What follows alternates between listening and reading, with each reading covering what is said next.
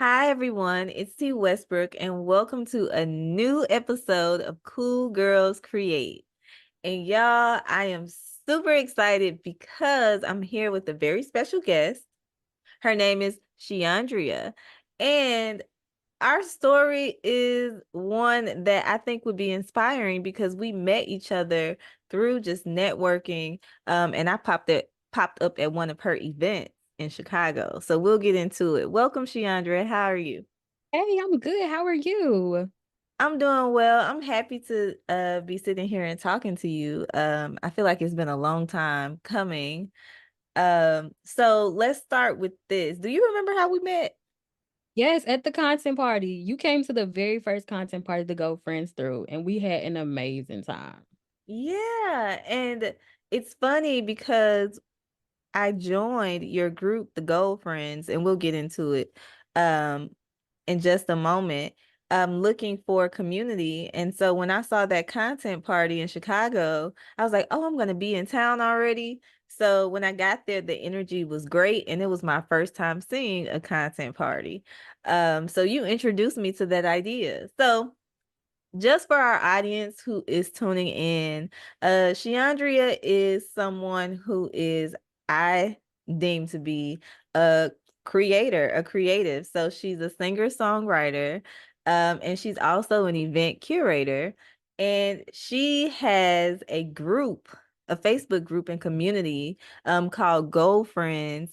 And she's amassed over 100,000 people in this group, y'all. I think it's 113,000 to be exact right now, but she's been able to grow this group exponentially. Um, and I'm excited to get into the conversation. So, you ready to talk about it? So, let's start with your journey. So, you're from Chicago, but tell me a little bit about your background. Like, how did you end up here in the space of building community for women? So I really come from a family just filled with women. I have all sisters, never had brothers, and then I only have two uncles, and I come from a aunt to uncles. There are a total of nine of them. So there aren't many men in our family, and even though I have sisters, we're really spread apart in age. My older sister is 9 years older than me, and my little sister 6 years younger than me. And when you're a kid, that 6 years is a lot because I'm 16 and she's 10. It's what do we have to talk about? Because you're in middle school, I'm in high school, there's nothing to talk about.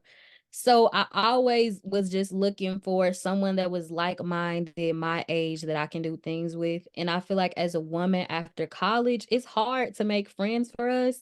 We can't walk up to people like guys can and be like, "Hey, that's my bro." Now, women don't do that. It takes time for us to build that trust and build that friendship and really build that bond.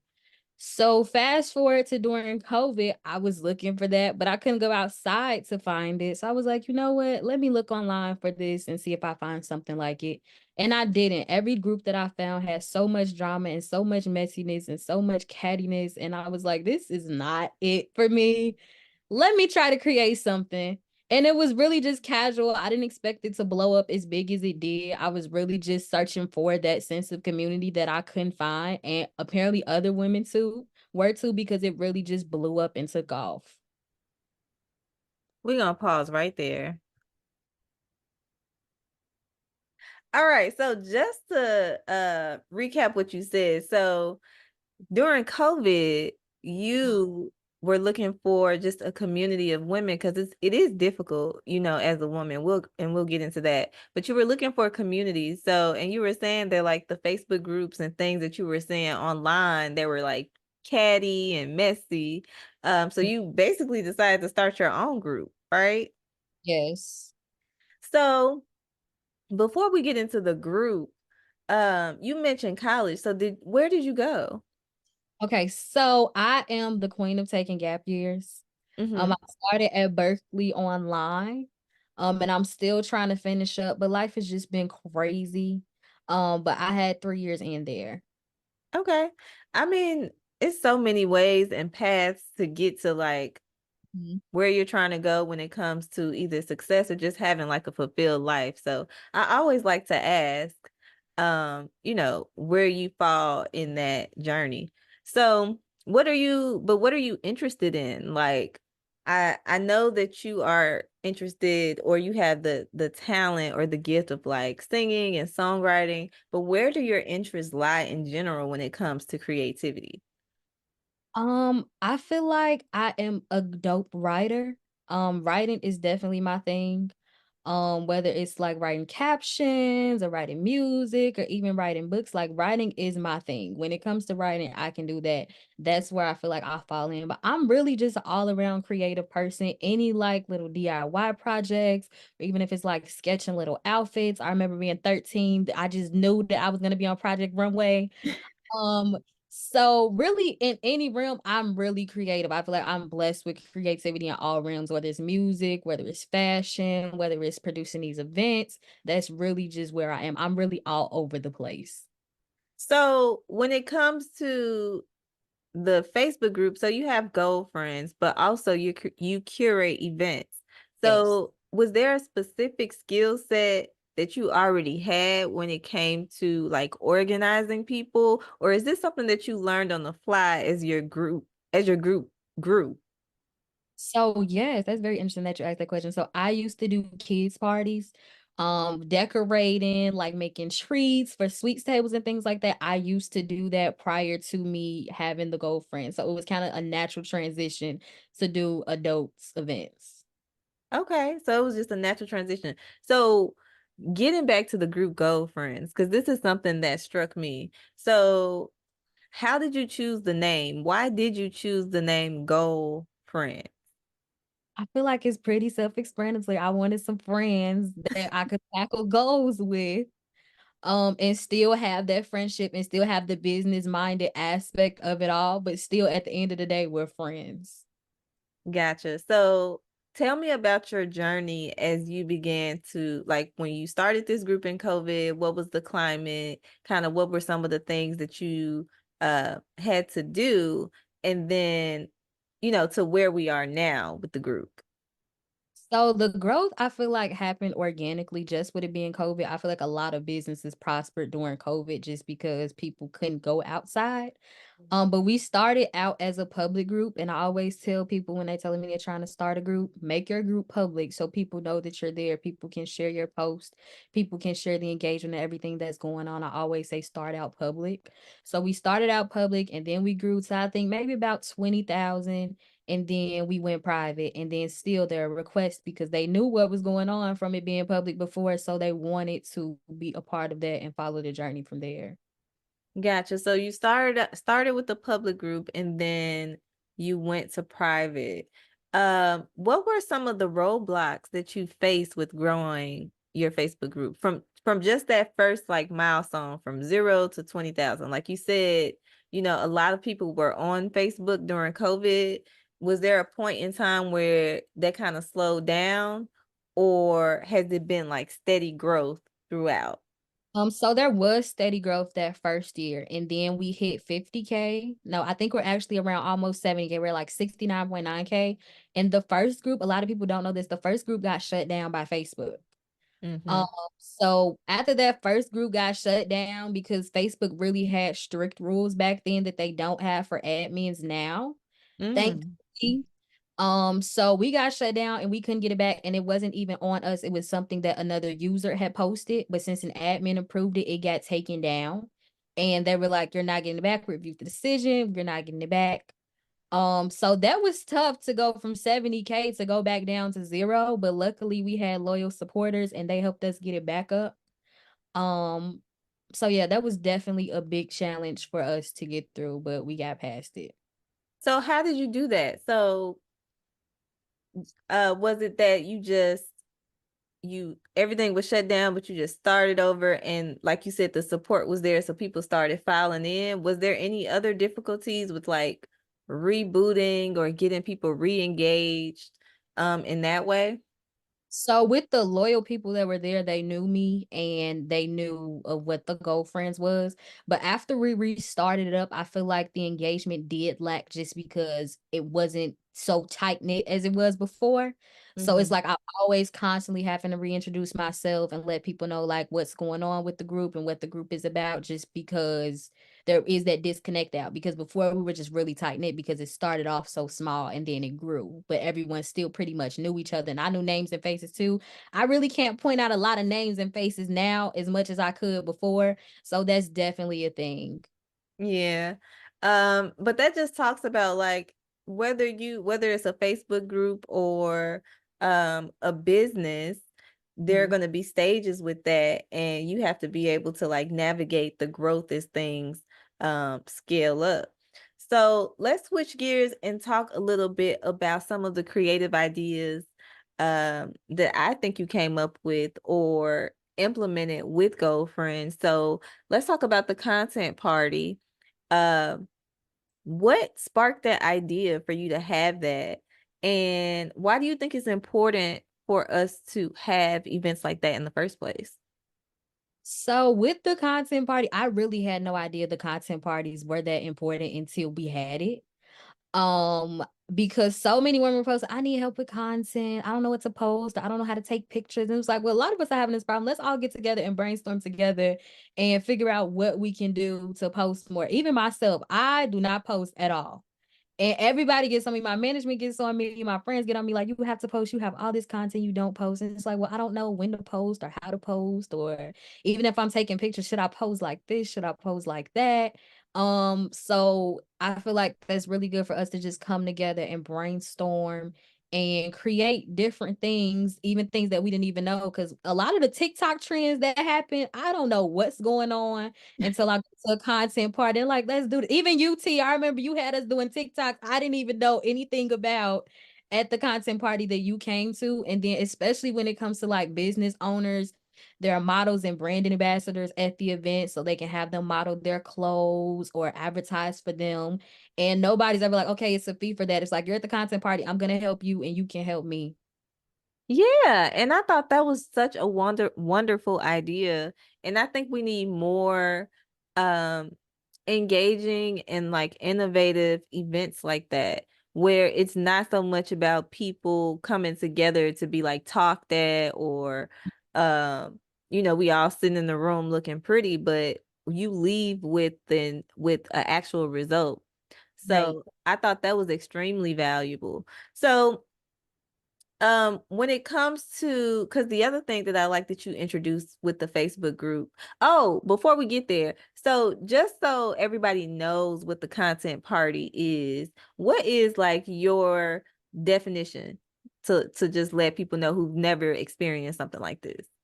So we get together, we take TikToks, we do reels, we take photos. It's really just a day for you to batch plan your content for whenever you want to post it. Even if you just have a personal page, you want to be an influencer. Okay, bring your outfits, do a few different outfit changes, link up with somebody, take group pictures, take reels, different things like that. And we just all get together and we do it together. Yeah, that was a great explanation. Yeah, we definitely have some mimosas. Oh, that was the one thing, y'all. I walked in the room, I saw the different flavors and the champagne. I was like, "Oh yeah, this is where I need to be." But all right. So let's talk about something else that I think is cool with the Facebook group. Um, is that you have started to introduce chapters. Can you talk to me a little bit about that idea and concept? And how has that journey been for you? Yes. So we have chapters now in Chicago, Atlanta, and in Houston. Just because with us having that first content party and then the first brunch after that, there were so many women in different cities saying, I want that here. I want that here. How can I build that here? So we had the most traction in the city, Chicago, Atlanta, and Houston. So we just transitioned there. And every month we have a different event in each city and the women meet up. And then even if it's not a formal meetup, they'll just go somewhere together, or either we'll have like a virtual workshop or something during Zoom. So it's really that sisterhood in person. We take that virtual sisterhood that we have online and transition into in person. Yeah. So with all of these different factors when it comes to like running the Facebook group, but also being an artist, how has it been for you to balance these things? I'm definitely learning. Balance is something that was on my vision board for this past year. Just because it can get hard, especially when you're an entrepreneur and you're just running everything by yourself. Luckily, I have been able to have different women in other cities that are able to help and be brand ambassadors or chapter leaders. But it's definitely hard. I definitely feel like you have to have good time management skills. And my planner, I have the Booked and Busy planner. If y'all don't have that, I definitely recommend that. I am a planner girl. I have to write it down. And that's the only way. And me, I have to make a presentation about everything that's going on, whatever project, I have to make a presentation. My life is just a slideshow now. I have to have a slideshow and I have to see it. So that's definitely my thing. I have to. Okay. That's interesting because I hear a lot of people that are just like visual people. So it's interesting to hear you say that like your life is a slideshow now, or you just have to have some type of presentation to go along with everything that's happening. Um, that's cool. So when it comes to like balancing all these things, like you mentioned having like time management skills and you're a planner girl. I'm not a planner girl. I am a tech girl, techie. So I live by like my Google Calendar and electronic notes and things like that. Um, I'm getting back to like writing things down, but it's more so for my ideas, and like recaps of things in conversations or meetings that I want to just have in the back of my mind. But I do know a lot of girls who are planner girls. It's I don't know, it's like you're probably gonna be either or. You Yeah, know I what I'm think saying? when it comes to my Google Calendar, I if I don't write it down on my dry erase board, I'm not gonna remember unless I put it in my phone. If I put it in my phone, I'll know. But if I have it on my Google Calendar, I'm not gonna remember. Somebody's gonna have to remind me. Yeah. That's like the only thing. See, I have my Google Calendar on my screen, Mhm. on my phone, but that comes with other issues because like you mentioned, if you're an entrepreneur, sometimes it's just hard to like cut things off. Yeah, So like I'm always like with my phone and like, oh, I gotta do this, gotta do that. definitely a thing. I try to set my hours though, even though Hmm. sometimes I'll notice myself being up to like 2, 3, 4 in the morning. It's like, well, you said you were gonna stop doing this at this time, and now you're back doing it. Right. But that goes into, see, I was gonna ask you, are you full time? Like, are you a full-time entrepreneur or do you have like some other 9 to 5 or, side gigs going on? Because when it comes to balance, um, as a creative, I just find it's a little bit different for us. Mhm. So I definitely freelance events, but still that's creative. Hmm. So like I said, I'm full-time with creativity. So but yeah, it's definitely a balance, just balancing all of that. Even when it comes to my events and other events, it's really hard to try to separate that. What do you mean? Um, just turning off the creativity for my event and then having to be creative for another event and like the different aspects of it. Cause it's like sometimes, okay, let's just say when it comes to like me doing music, sometimes I have to write for a man. So I kind of have to turn me off in the female aspect and try to think like a man. Yeah. So, okay, wait. So when it comes to the writing, you write music for other people. So I do want to touch on that. But going into this like event space, and this is a cool episode if y'all are listening in or watching. This is a cool episode because this is two creatives having a conversation and it's kind of like floating around with different topics, but literally that's how it is a lot of times when you are a creative. You have like a bunch of different things on your plate. You have ideas that are like floating around in your mind, things you need to accomplish. So going back to just the event curation part. So you have the Facebook group, right? And like you said, you're a full-time creative, so you curate events. What do you think is the most difficult part about curating events in general? Um, I feel like the back end. Because I always like to jump into like the pretty parts and the aspects of it, but when it comes to like budgeting and organizing different vendors and setting up ticket prices and dealing with different venue owners and things like that, I feel like that's the thing for me that I don't like to do. Mm-hmm. Just I like to jump into, okay, I'm gonna decorate like this, and we're gonna have these cocktails, and then this person's gonna come, and we're gonna have this backdrop. That's what I like to do. That makes me happy. But all of the back end stuff, I hate doing that. So what's your workaround when it comes to like doing the back end stuff? I now have a chapter leader in each city. So that's now pretty much their job to do. So I don't have to do as much of it now. Yeah. I think Yeah, I would be happy doing that. right. You know, it's interesting. So, if you don't know much about my background, you just happened upon this episode. I've been curating events as well for the last, I'm gonna just say, I'm gonna put 10 on it. It might be longer, but we're not gonna talk about age. So, so over the last, 10 plus years, and like you said, like there's different aspects of event planning. So at one point, it's like, yeah, I'm really into the experience, Mhm. the visuals, the vibes. And then, like you said, on the back end, so my husband and I, we curate something called Shop Blackfest. So on the back end, when I started working with logistics with that and like hosting events in different cities and all of that, that part is tricky. Mhm. And I feel like, and this is a rule for any entrepreneur or creative, once you figure out, like, I think it's important for you to wear all the hats and do all of the jobs, but you still have to figure out what your strengths are, what you're good at, and what you like doing so that you can start to outsource your weaknesses and things that you don't like doing. And I think a lot of times we get caught up trying to do everything extremely well, and that hurts with when it comes to curating events or running a business from my perspective. What are your thoughts on that? You'll definitely get burnt out trying to wear the hats for everything. So I'm definitely big on outsourcing. Our last event was the first event that I was able to outsource, even when it came to like the decorating. Usually I'm at the event early decorating, I'm there cleaning up.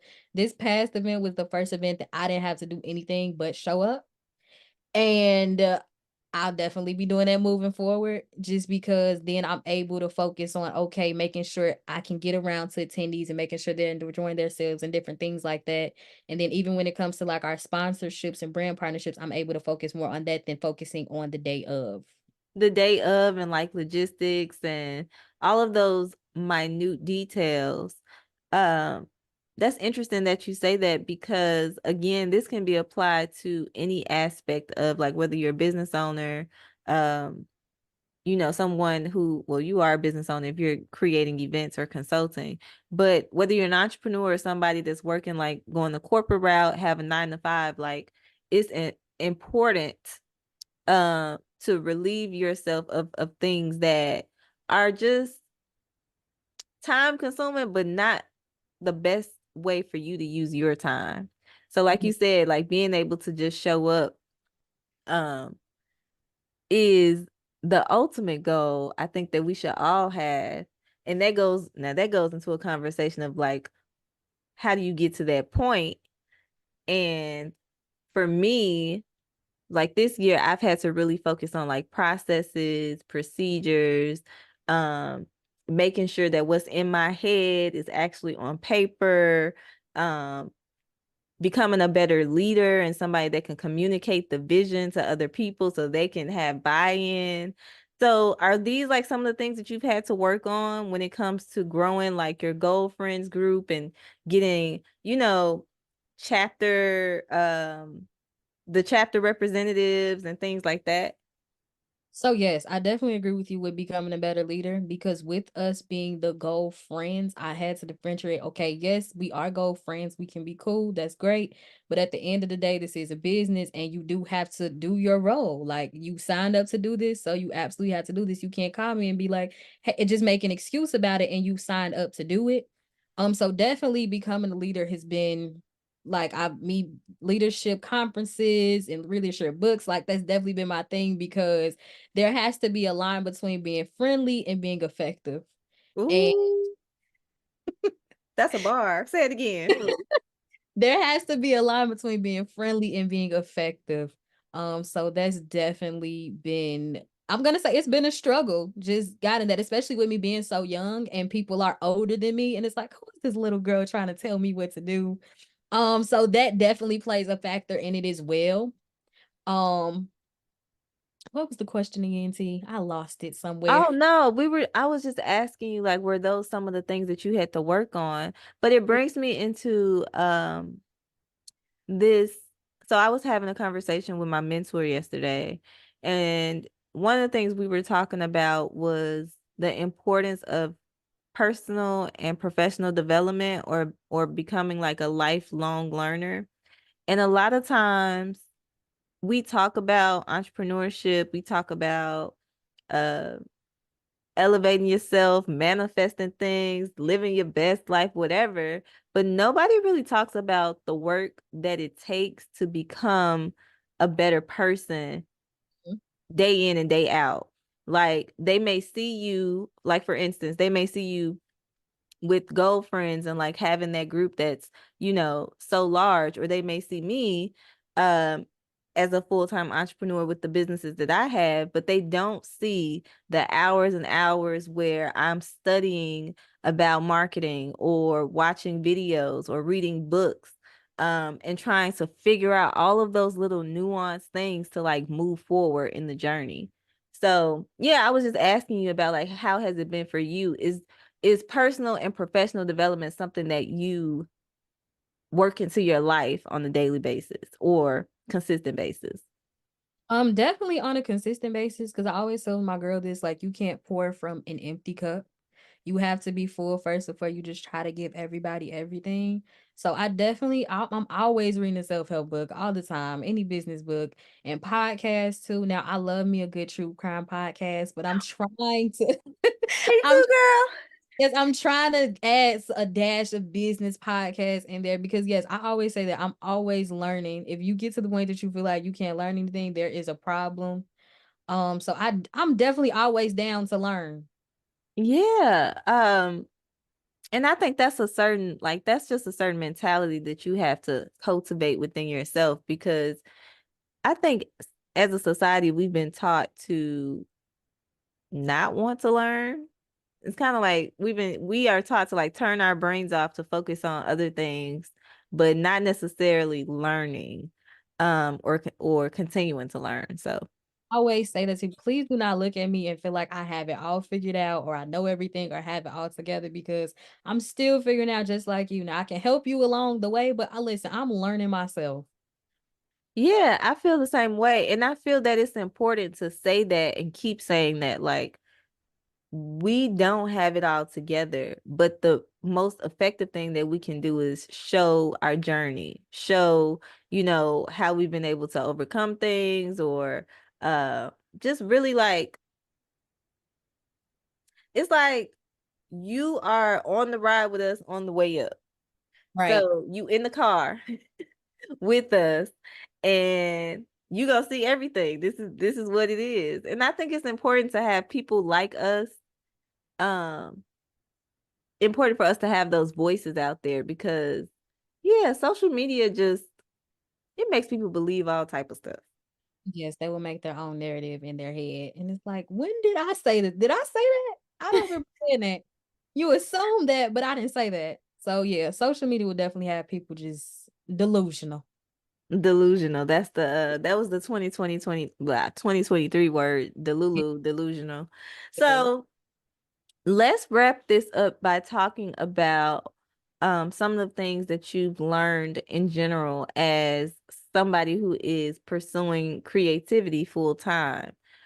Give me the top three lessons that you've learned, big or small, but have made an impact in how you show up in the world as a creative. My top one for this year is utilizing your network. Just because I would know certain people and I know that they can help me to be like, I don't want to ask them for that. I don't want them to feel like I don't know that or I need help or I'm needy or something like that. So that's definitely been my thing, utilizing my network because now that I've asked, I've got the answers that I needed. I've got things done that I needed, and people will be willing to help you, but you have to open your mouth and tell them, hey, I need help in this area.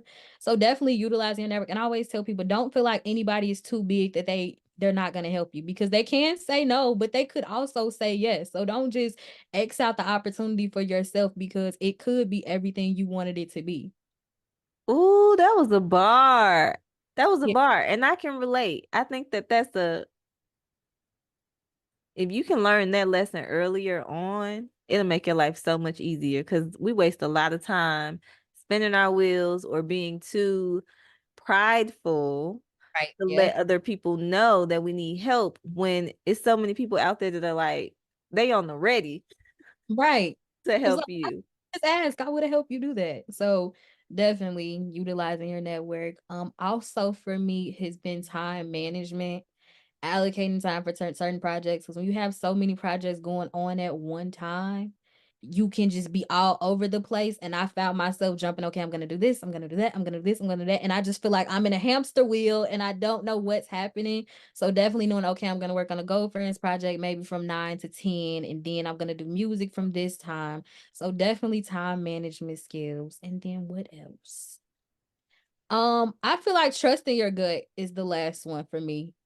And if I don't know what your beliefs are, but me, I am a God girl, and if God tells me to move, then I'm gonna move. Whatever that voice is for you, whether it's the universe, whether it's the light, whether you feel like it's the God in you, you just need to move. If it tells you to move, move. Don't hesitate. Don't think about I don't have the resources or I don't know how I'm gonna do it. If there's something in you that's telling you to move, you need to move and act on it in that time. Ooh, that's so good because I was having this, I have a lot of these conversations, right? But it was a conversation, it was a realization that I had about myself. So say 2022, 2023, for some reason, it was all about proving myself to other people. So whether that was like naysayers or like I was proving myself to corporate America because I left and I was like, I ain't coming back. I was proving myself to my family and friends and peers about being an entrepreneur. Like I could do this and I could do it well. I was proving myself to my husband, and people around, like I could be a superwoman wife. You know, I could wear all the hats, I could do everything. Um, Trying to be a super volunteer, super this, super that. And I just came to a realization that at this point in my life, I don't have to prove anything to anyone but myself and God. So trusting yourself becomes easier when and trusting the voice that what like you said, whether that's from God or your internal thing or whatever you believe in, when you start to take the light off of other people or when you start to take your focus off other people and start to really focus on what makes you special, unique, and what God really put inside you, like as far as your purpose, everything else just becomes like white noise. It's Right. like it's so much easier to move and make decisions. You can just And yeah, on. you get what I'm saying? Yeah. That's definitely been a process in the journey, because I will always be okay. Let me ask this one what they think, or this one what they think. It was like, well, what do you think, Shiondria? And when I started putting myself first and thinking about what I wanted for me, things just become a lot more clearer. Yeah. And I think as a creative, it's easy to fall into that trap of, like you said, what do you think? What do you think? Or is this the right move? Is this the right content to post? Is this the right story to be telling? Is this the right project to work on? Whatever. And it's like at this point, it's right because God gave you the opportunity. He put it in your mind. He gave you the vision. He put that person in your ear. You know what I'm saying? To say, oh, you're good at this, or you should try that. Go for it. It's like I feel like I spent a lot of time not fully committing 100% to things because I didn't trust my instinct the way that you're saying. Yeah, and I So, was just having this conversation earlier. My sister was saying that people always pray and they'll be like, I want this. And we gotta be like, okay, go after it. And then the time will come and they delay, they procrastinate doing it, and then they pray and they try to go get it. And it's like, well, God lied to me. It's not that he lied to you, he told you when to go do it, and you didn't go do it at that time. And your timing was then. And you wasted that time and you could have had everything you wanted, but you wanted to procrastinate and not listen to him and what he said do. ooh, we speak it. Look, this is a word because that's so true. That is so so true. When you are so, it was something.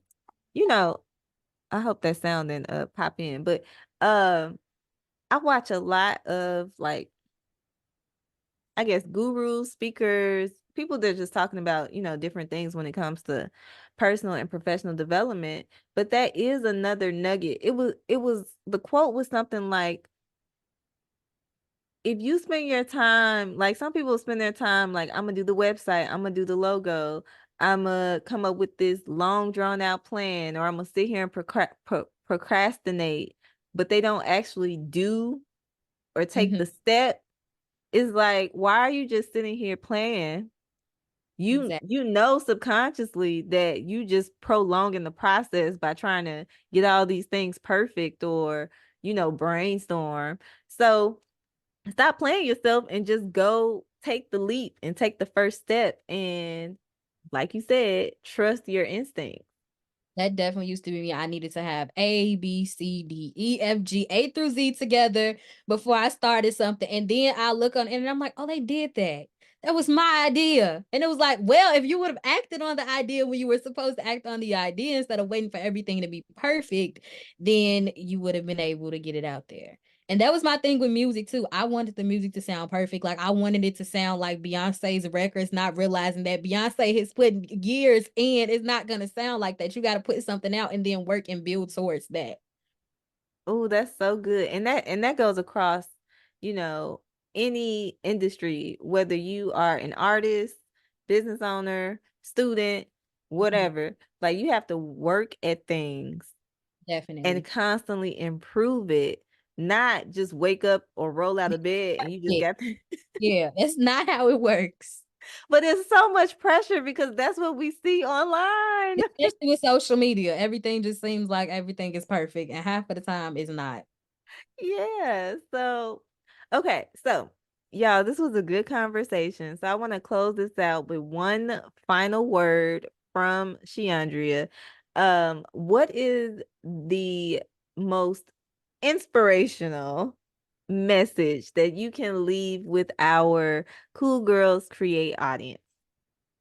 It'll definitely go back to just trusting your inner voice, whatever that is, and just acting on things and not procrastinating when it comes to them. And nothing has to be perfect. If you feel like it's good, then put it out there. Somebody may look at it and feel like it's amazing, and you're sitting there just doubting yourself. So definitely just to trust yourself and stop waiting on things to be perfect. And there you have it. That was a great message. I think that's one of the most important things that you can learn and apply in your life. And I don't have anything to add to that. So, if you were tuned in with us today, we talked a little bit about the power of Facebook groups. But really the message today was about trusting yourself, taking those first initial steps that you need to take to ultimately get things done and get to the life that you want to have. Like, you are in control of your life, you're in control of your destiny. So uh T and Shiandria gonna need you to start acting accordingly, especially going into the new year. So that's all I have. T, Shiandria signing out. See y'all later.